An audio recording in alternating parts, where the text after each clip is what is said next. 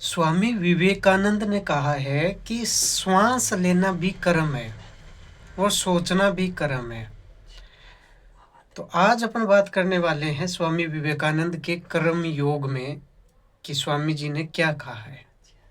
स्वामी जी कहते हैं कि साधक होता है ना, साधक जब साधना स्टार्ट करता है तो उनके लिए ये बात कही है कि श्वास लेना भी कर्म है। किसका कर्म है? शरीर का। और सोचना भी कर्म है, तो मन का कर्म है सोचना। तो अगर आप अपने आप को शरीर समझ रहे हो तो वो आपका कर्म बन सकता है, श्वास लेना। और अगर आप अपने आप को मन समझ रहे हो तो सोचना आपका कर्म बन सकता है। कर्म योग में स्वामी जी ने ये कहा है कि आप कर्म करो निरासक्त होकर। आसक्त होकर अगर कर्म करोगे तो वो कर्म बंधन बनेगा, वो कर्म मुक्तिदायी नहीं होगा। जैसे स्वामी जी ने गीता से ही इस चीज को उठाया है कि कर्म करो, फल की इच्छा मत करो। लेकिन वो कर्म आप तभी कर पाओगे जब आप अपनी वास्तविकता को जान पाओगे।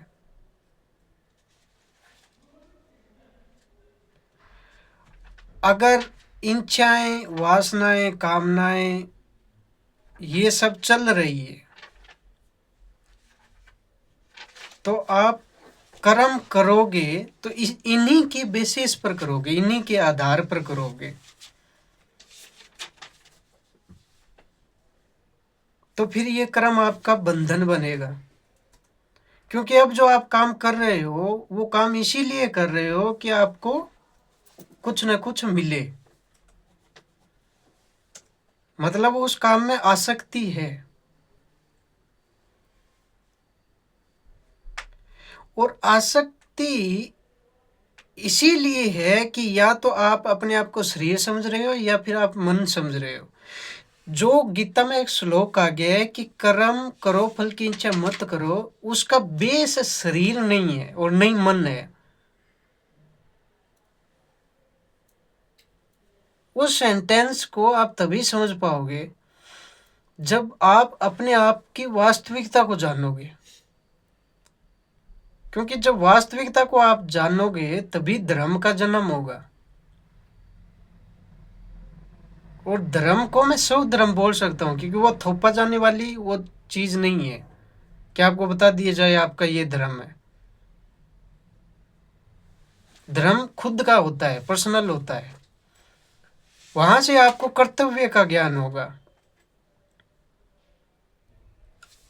एक धर्म में इंसान अगर उस धर्म को पढ़ता है, कुरान को पढ़ता है, बाइबल को पढ़ता है, गीता को पढ़ता है, तो इनके धर्म के अनुसार कर्तव्य बदल सकते हैं। एक ही इंसान का एक काम उसका धर्म के अनुसार कर्तव्य बन सकता है और दूसरे धर्म के अनुसार वो कर्तव्य नहीं बन सकता है।